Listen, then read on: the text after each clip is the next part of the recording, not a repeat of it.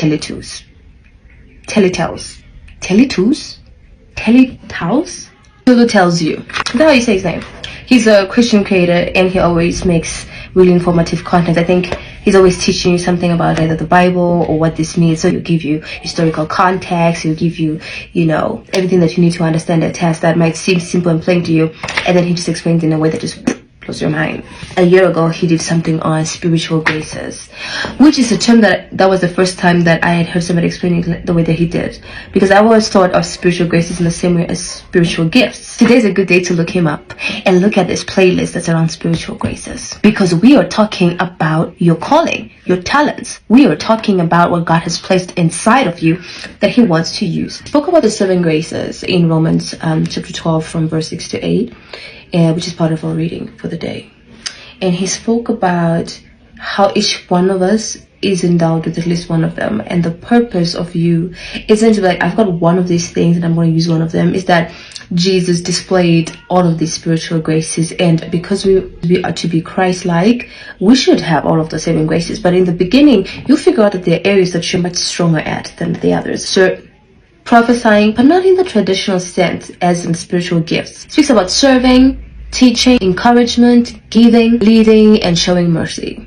One of those things is going to be you. For example, the deep dive that he did on prophesying, he defines the grace of prophecy as well being different from the gift of prophecy, which is prediction of the future, manifestation of the Spirit. This prophesying grace is more about discernment of whether people are moving in alignment with God's will. And this is somebody who's courageous enough to go, hey, I'm seeing something that's happening in my society and I want to call that out. Or, you know, wherever you are, you're the person who's constantly feeling a push to call people out on something that's going on. An example of a display of spiritual graces is somebody like John the Baptist. He dedicated his life to calling out, you know, the religious leaders that were doing what they were not supposed to be doing, and it was not in alignment with God's will. So John the Baptist gives a really great example of how the spiritual graces look like in a person. This looks a little bit like being able to identify people's true intentions. If you're just somebody who's like, I can read people easy, I think that this might be you. You might feel drawn to social justice roles or to become a social justice champion who's passionate about like tearing down some norms, some cultural norms or organizational norms that you believe are outside the will of God. Make ready the people prepared for the Lord. So he goes into all of these spiritual graces, and one of them, or 2 or 3, or maybe all 7, it's got to be you. There's something about you that is so special. There's something about you that God said, I'm going to make you with this. And there's something about your personality that people are always saying, oh, you are like this, and we enjoy that you're like this, or you're this, you seem like this type of person. We are all endowed with something within us that God has put. It's not going to look the same as for everyone. Because if you look at spiritual gifts, you might be sitting there thinking, I don't have the gift of prophecy. I don't know how to interpret tongues. I barely speak in tongues. Or I'm all of these things. And you're listening. You're just thinking, what are the talents that God has given me? And I'm here to just tell you that there's more than one way to look at it. Also look at the way that God has placed certain things in your heart. You might not have figured out that this is for the kingdom. But I want you today to take a look at the things that the Lord has placed on your heart. Things that you're just passionate about.